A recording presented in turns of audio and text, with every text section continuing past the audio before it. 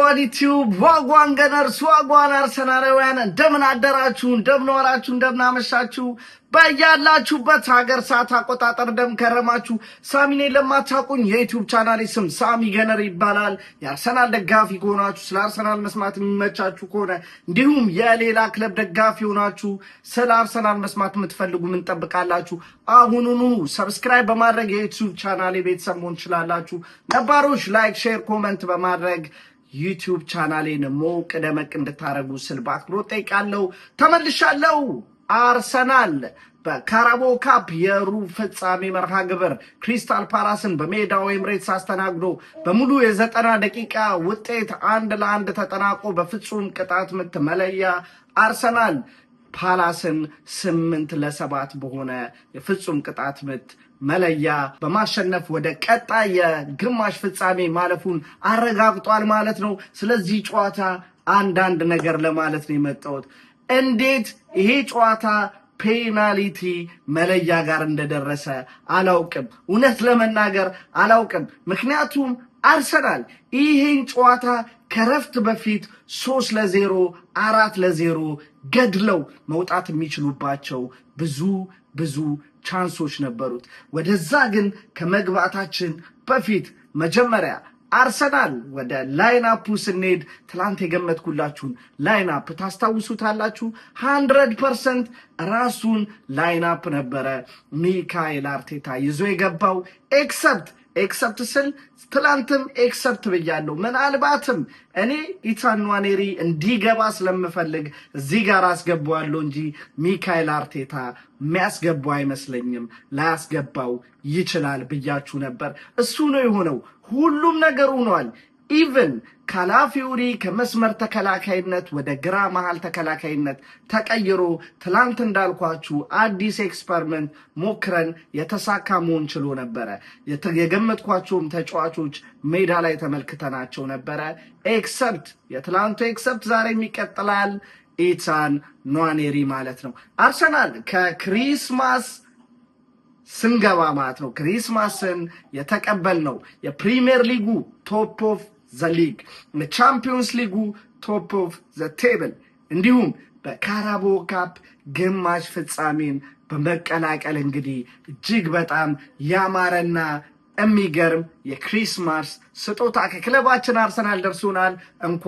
እንኳን ደስ አለን፣ ደስ አላችሁ። የውጭ ክሪስማስ የምታከብሩ በሙሉ ደግሞ ሜሪ ክሪስማስ ማለት ፈልጋለሁ። ኤኒዌይስ እንደነገርኳችሁ ነው ከረፍት በፊት የነበረው አርሰናል እጅግ በጣም የሚገርም አርሰናል፣ የሚገርም ብዙ ቻንሶችን መፍጠር ችሎ ነበር። ቶታል ሹት ከረፍት በፊት ብቻ አይ ቲንክ ወደ 25-26 ቶታል ሹት ማድረግ ችሎ ነበር። ወደ 6 ሹት ኦን ታርጌቶችን ማድረግ ችሎ ነበረ። የመጀመሪያው እንግዲህ ሹት ኦን ታርጌት ወይም ደግሞ የመጀመሪያውን ሙከራ ማድረግ የቻልነው በእጅግ በጣም ከፈርስት ሃፍ በፊት ላይ የአርሰናል አስደናቂ ተጫዋቾች፣ ምናልባትም የጨዋታው የፈርስት ሃፍ ማን ኦፍ ዘ ማች ማን ነው ካላችሁኝ ብራዚላዊው ጋብሪኤል ማርቲኔሊ። ዋው! ጋብሪኤል ማርቲኔሊን ዘንድሮ ካየሁባቸው ኢቭን ግብ ያስቆጠረባቸው የቻምፒዮንስ ሊግ መርሃ ግብሮች አሉ። ነገር ግን እንደ ዛሬ ፈርስት ሃፍ ሲጫወት የ1-1 ግንኙነቶችን የክሪስታል ፓላሱን የቀኝ የመስመር ተከላካይ ታዳጊውን ካንቮት ኦ ማይ ጎድ በነብሰ ስጋው ሲጫወትበት ነበር የከረመው። ስፔሻሊ ፈርስት ሃፍ ላይ ማለት ነው። እርሱ እንግዲህ የፈጠረለትን ቻንስ ማድዌኬ ፊት ለፊት ከግብ ጠባቂው ጋር ተገናኝቶ ለዋልተር ቤኒቲዝ ፊት ለፊት ነበር። በቃ እጅግ በጣም ቀላል ኳስ አዳኖ ሳይሆን ማድዌኬ ሳተው ለማለት የሚቀል ቻንስ ነበረ። እንደዚህ አይነት ቻንሶችን ስናገኝ መግደል መቻል አለብን። ያለበለዚያ ዋንጫ ለማግኘት የምናደርገው ግስጋሴ እጅግ በጣም አስቸጋሪ ነገር ውስጥ ይገባል። ዋናው አሸንፈን ወደ ግማሽ ፍጻሜ መግባት ችለናል። ሌትስ ቢ ኦነስት። እኔ ግን በጣም ኮንሰርን ያደረገኝ ነገር አለ። እሱም ከኦፕን ፕሌይ ላስት 3 ጌሞች ጎል ማስቆጠር አልቻልንም። ላስት 3 ጌሞችን ደግሞ በኦፕን ፕሌይ ግብ ማስቆጠር አልቻልንም። ኢንስቴድ ግን ተጋጣሚዎች ራሳቸው ላይ 3 ጎል አግብተው ማሸነፍ ችለናል ማለት ነው። ዛሬም እንግዲህ የመጀመሪያውን ጎል ነበር ማሳካት የቻልነው። ወደ ጎሉ ከመምጣቴ በፊት በተደጋጋሚ ቻንሶች ስንፈጠርና ሳንጠቀምበት ስንቀር ነበረ። ማርቲኔሊ እጅግ በጣም የሚገርም ፐርፎርማንስ ነበር ያሳየው። ከዛም በኋላ ለጋብሪኤል ጄሱስ የሚገርም ክሮስ አደረገለት። ጋብሪኤል ጄሱስ በጭንቅላቱ የሞከረውን አሁንም ዋልተር ቤኒቴዝ ሴቭ አድርጎ ኖኒ ማዱዌኬ የደገመውን ኳስ ደግሞ በተከላካዮች ብሎክ ተደርጋ መውጣት ቻለች ማለት ነው። ከዛም በኋላ አሁንም ማርቲኔሊ ክሮስ ያደረጋት አሪፍ ቻንስ ቲምበር አቅጣጫዋን ያልጠበቀ የጭንቅላት ሙከራ በቴስታ ሞክሮ እሷም አቅጣጫዋን መጠበቅ አልቻለችም። ከዛም በኋላ ማርቲኔሊ ጨዋታውን የተመለከታችሁ ሰዎች ማርቲኔሊ ማይልስ ሉዊስ ስኬሊ ያቀበላት ያቺን ፓስ የምታስታውሱት ካላችሁ ኦ ማይ ጋድ የዛሬ ማርቲኔሊ ፐርፎርማንስ የሚገርም ነበር። ኤኒዌይስ እሱ ያቀበለውን ኳስ ማይልስ ሉዊስ ስኬሊ ክሮስ አደረገ። ኖኒ ማዱዌኬ ጋር ኳሷ አልፋ ደረሰች። በእግሩ ወረደ። በግራ እግሩ ወደ አሰፋው ግብ ጠባቂው ባሰፋበት በቀኝ ሳይድ ብዙ ቦታ ነበር። ምናልባትም እንደዚህ አይነት ኳስ ቡካዮ ሳካ ቢያገኝ ይቀብረዋል፣ ይገለዋል። እንደዚህ ኖኒ ማዱዌኬ ግን ፊት ለፊት ነበር የመታው። ነገር ግን ኢቨን ፊት ለፊትም ቢሆን አስቸጋሪ ኳስ ነበረ። ዋልተር ቤኒቴዝ አሁንም ኳሷን ማዳን ቻለ። በተደጋጋሚ አርሰናሎች በተደጋጋሚ ቻንስ መፍጠር ችለን ነበር። እነ ካላፊዮሪ ከሴት ፒስ እንዲሁም ኢቨን ማርቲኔሊ አቅጣጫዋን አልጠበቀችም እንጂ አንድ ኳስ ማርቲኔሊ ሞክሮ ነበረ። በጣም የተሳካ በጨዋታ ቁጥጥር በኩል እጅግ በጣም የሚገርም አርሰናል ነበረ። ነገር ግን ያገኘናቸውን ቻንሶች ያለመጠቀም በጣም አስጨናቂውና አንገብጋቢው ነገር ነበር ፈርስት ሃፍ ከመጠናቀቁ በፊት ታዲያ ማርቲኔሊ አሁንም ካንቮትን አልፋለሁ ሲል በሁለት የክሪስታል ፓላስ ተከላካዮች መሃል አልፋለሁ ሲል ጉልበት ለጉልበት ከካንቮት ጋር ተጋጭቶ ወደቀ። ሜዳ ላይም እጅግ በጣም ሲያቃስትና ህመሙን ከፊቱ ላይ ማስተዋል ችዬ ነበረ። ከዛም እረፍት ሃፍ ተጠናቀቀ። ማርቲኔሊ እውነት ለመናገር ተመልሶ ይገባል ብዬ አልጠበቅኩም ነበረ። ነገር ግን ከሃፍ በኋላ ሲመጡ አርሰናል ሳይሆን ተጫዋች የቀየረው ኦሊቨር ግላስነር እንግዲህ በጣም በማርቲኔሊ በተደጋጋሚ የአንድ ለአንድ ግንኙነትን ሲታለፍ ሲሸነፍ የነበረው ታዳጊውን ካንቮትን ቀይሮ ሌላ ተጫዋች ክሌንን ማስገባት የቀድሞ ሊቨርፑል አይ ቲንክ ተጫውቷል። ክሌንን ቀይሮ ማስገባት ቻለ። ዴቪኒንም ደግሞ ቀይሮ በማስገባት የቀድሞ የአርሰናል ተጫዋች የነበረው ኤዲ ኔኪቲያን ቀይሮ አስወጣ ማለት ነው። ከዛ በኋላ ግን እውነት ለመናገር ከፈርስት ሃፍ የተሻለ ክሪስታል ፓላስን መመልከት ቻልን። ፈርስት ሃፍ ላይ የሆነ ደቂቃ ላይ አርሰናል አስታውሳለሁ 92-8 ቦል ፖዚሽን የነበረበት አጋጣሚ ነበረ። አስቡት 92-8 ፓላሶች ኦልሬዲ አልነበሩም ማለት ይቻላል። ከሰከንድ ሃፍ በኋላ ግን ኦሊቨር ግላስነር ያደረገው የተጫዋቾች ቅያሪ ሜዳው ላይ ለውጥ ማሳየት ቻለ ስቲል። ነገር ግን አቅጣጫውን የጠበቀ ሙከራ አሁንም ማድረግ አልቻሉም ነበር። ነገር ግን በአደም ዋልተን አማካኝነት ከፔናልቲ ቦክስ ውጭ አንድ ጥሩ ሙከራ ማድረግ ችለው ነበር አቅጣጫዋን ባጠብቅም። ነገር ግን ትንሽ ፈታኝ የነበረች ኳስ ወይም አስደንጋጭ ልትባል የምትችል እሷ ነበረች። አርሰናል ግን አሁንም ማርቲኔሊ ተቀይሮ ባይወጣም በረፍት ላይ ከዛ ከረፍት በኋላ ከገባም በኋላ ግን ከረፍት በፊት የተመለከትነውን ማርቲኔሊ መመልከት አልቻልንም። እሱም ህመሙ ስቲል እርሱ ጋር ነበረ። ስለዚህ ሚካኤል አርቴታ እሱን ቀይሮ አስወጣ። ቡካዮ ሳካና ኦዴጋርድ ተቀይረው ከገቡ በኋላ ትንሽ ጨዋታውን ለመቆጣጠር ሞከርን። ቻንሶችም አሁንም ክሬት ከማድረግ የሚያቆመን አልነበረም። አይ ቲንክ የመጀመሪያዋ ከሰከንድ ሃፍ በኋላ የመጀመሪያ ቻንስ ክሬት ያደረግናት ነገር ብትኖር ያቺ ኦዴጋርድ ክሮስ ያደረጋትን ከዛ በኋላ ጄሱስ እዚህ ጨዋታ ላይ ባይዘው 2 ጎል ምናምን ማግባት ይችል ነበር። ነገር ግን ከጉዳትም ስለመጣ እውነት ለመናገር ሻርፕ አልነበረም። ስፔሻሊ የመጨረሻ አንዳንዴ መንካት የሌለበት አንድ ፓሶችን ወይም ደግሞ ግፊ ምንድን ነው የምታደርጉት አንድ ተቾችን ምናምን ይነካ ነበር እዛው ላይ ጊዜውን የጠበቀ ሹቶች ምናምን አያደርግም ነበር እሱን ዛሬ በጋብሪኤል ጄሱስ በኩል ተመልክቻለሁ ነገር ግን ሊስን በኤሲኤል ጉዳት ለረጅም ጊዜ ከሜዳ ርቆ የነበረ ተጫዋች ስለነበረ እንደዚህ አይነት ነገር ይጠበቃል ኤንዌስ ኦዴጋርድ ክሮስ ያደረገውን በጭንቅላቱ ሞክሮ የግብ አግዳሚዋን ታካ ለጥቂት ሳትቆጠር መውጣት ቻለች ከዛም በኋላ ብዙ አልቆየንም በሚገርም ቢውልድ አፕ ኦዴጋርድ ይዟት መጣ ለትሮሳርድ ሰጠው ትሮሳርድም ይዞ ሄዶ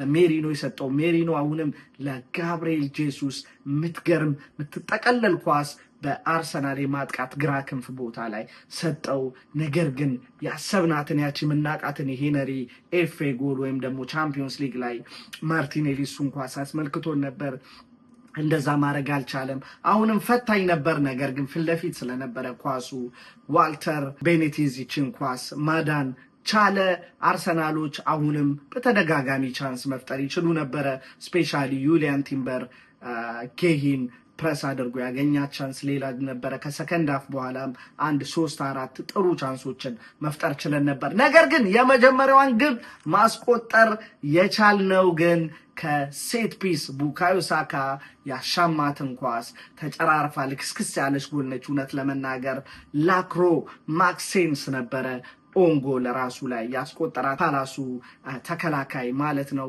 ዛሬ ጥሩ ቀን አላሳለፈም ላክሮዋ ማክሴንስ ማለት ነው አርሰናል 1 ፓላስ 0 ጨዋታው ኦሬዲ 80 ደቂቃ ላይ ነው እቺ ጎል የተቆጠረችው በዚህ ጠባብ ውጤት ወይ አርሰናል ይጨምራል ብለን ስንጠብቅ ግን 95ኛው ደቂቃ ላይ ማርክ ጌሂ አናዘር ሴት ፒስ ጎል በጨዋታው ላይ ክሪስታል ፓላሶች በማስቆጠር እንግዲህ ሙሉ የ90 ደቂቃው 1-1 በሆነ ውጤት ተጠናቀቀ ወደ ፍጹም ቅጣት ምት መለያው ተኬደ የአርሰናል ፍጹም ቅጣት ምት አጠቃቀም ተጫዋቾች ማንን እንዳመሰግን አረገኝ ሚካኤል አርቴታ የፕሪሲዝን ጨዋታ ላይ ካስተውሳችሁ ኢቭን ጨዋታዎችን ተሸነፈን ኢቭን ጨዋታዎችን አሸነፈን ፔናልቲ መለያ የፍጹም ቅጣት ምት መለያ ማያስፈልግባቸው ጨዋታዎች ላይ የፍጹም ቅጣት ምት ይደረግ ነበር ጨዋታው ላይ ኤምሬትስ ካፕ ላይ ማለት ነው እሱ ነገር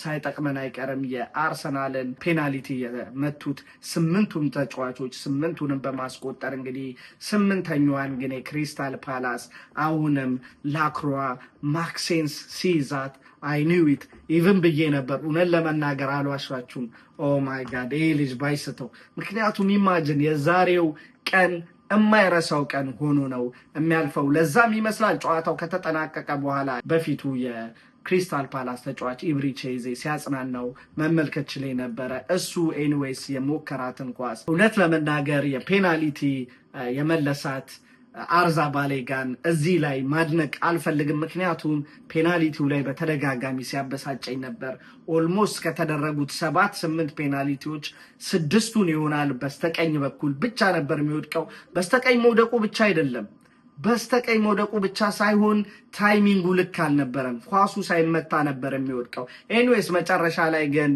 እሱ ነበረ ሂሮ መሆን የቻለው እሷን ኳስ በማዳን አርሰናል 8 ፓላስ 7 በመሆን እንግዲህ ወደ ሴሚፋይናል ወደ ግማሽ ፍጻሜው ማለፋችንን አረጋግጠናል በሴሚፋይናሉም ጃንዋሪ 14 እንግዲህ በስታንፎርድ ብሪጅ ተጉዘን ቸልሲን የምናስተናግድ ይሆናል ሴሚፋይናል የግማሽ ፍጻሜው እንግዲህ ደርሶ መልስ ጨዋታ ነው የሚኖረው ሁለተኛው ጨዋታ ደግሞ በኤምሬትስ የሚደረግ የፌብሩዋሪ 3 ጨዋታ ነው ማለት ነው እንደነገርኳችሁ ነው ክሪስማስን እንግዲህ ቶፕ ኦፍ ዘ ሊግ ቻምፒዮንስ ሊግ ላይ ቶፕ ኦፍ ዘ ሊግ ፕሪሚየር ሊግ ላይ እንዲሁም የካራባኦ ካፕ ግማሽ ፍጻሜ ተፋላሚ በመሆን አስደናቂ የክሪስማስ ፌስት እንግዲህ ያሳልፋሉ ተጫዋቻችን ማለት ነው የጨዋታው ማን ኦፍ ዘ ማች መሆን የቻለው ደግሞ ዊሊያም ሳሊባ ነበር እውነት ለመናገር ዌል ዲዘርቭ በደንብ ይገባዋል ስፔሻሊ ያቺ ማቴታ ላይ ታክል ወርዶ ያዳናት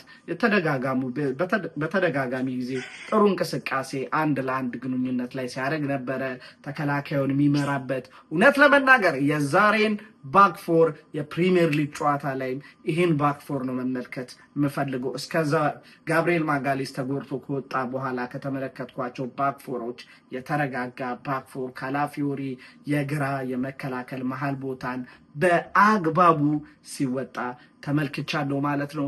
ከብዙ በጥቂቱ እጅግ በጣም የሚገርም ጨዋታ ነበር። ነገር ግን ሊስን ቻንሶቻችንን በአግባቡ አለመጠቀማችን ዛሬ እድል ከኛ ጋር ሆና አሸንፈን ወደ ቀጣዩ ዙር ማለፍ ቻለን እንጂ ምናልባትም ውጤቱ ለፓላስ በፔናልቲ ውጤቱ ለፓላስ ቢሄድ ኖሮ በጣም የምንቆጭበት ጨዋታ ሆኖ ማለፍ ይችል ነበረ። እንኳን ደስ አለን፣ እንኳን ደስ አላችሁ። ነገር ግን አርሰናል ይሄ ነገር ማረም ይገባዋል ማለት ነው። ለዛሬ የነበረን ርዕሴን ይመስላል። ከተመቻችሁ ላይክ፣ ካልተመቻችሁም ላይክ አድርጋችሁ ቢስተካከል የምትሉትን ኮመንት ሴክሽን ላይ ጻፉልኝ። አማውት ፒስ ካም ኦን ዩ ገነርስ